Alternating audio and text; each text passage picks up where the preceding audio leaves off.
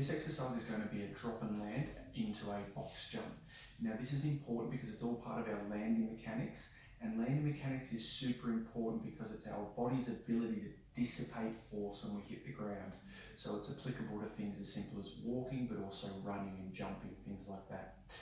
Now, we don't injure ourselves when we jump, we tend to injure ourselves when we land, so we're going to go through the drop and land part of this progression first. Okay?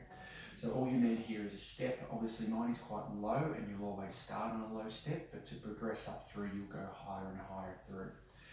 Starting up on the box, we're simply going to either take a step or a little hop forwards, and we're going to use the landing mechanics that we went through with your parachuter, exactly the same, but now you have a flight phase, okay? So the things I want you to concentrate on is landing through your hips, so you're not landing with your knees shooting forwards. They can go forwards a little bit, that's fine, but I don't want it to be all just this. You pop your bottom back there like so, and I want to be quite quick to control the force as well. I don't want to sink super low.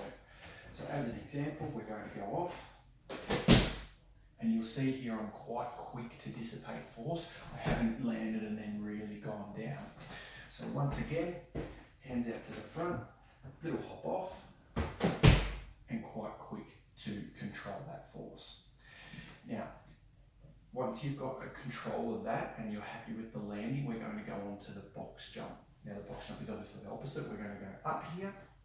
There's some stages I want to go through, and I'll explain to you in a second why we go through those. I want you to go up onto your toes, come down into a 1/8 squat, and what you'll see here is my hands have come back, and that's always a nice guide for your hips, and then you explode up and through.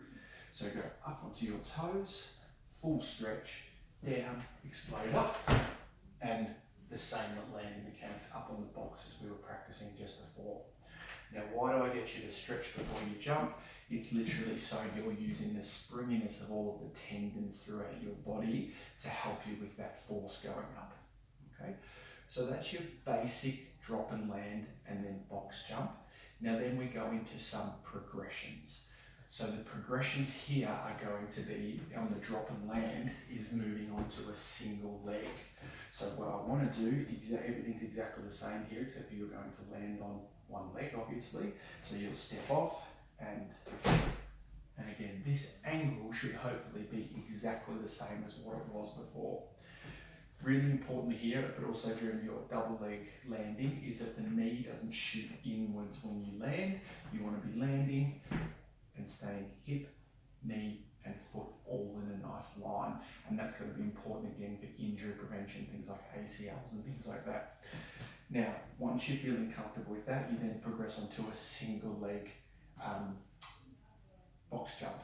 All right, so everything goes exactly the same. We go up, we go down, and then up, and you're trying to practice those landing mechanics there again. So I would term this your mid-stage landing mechanics.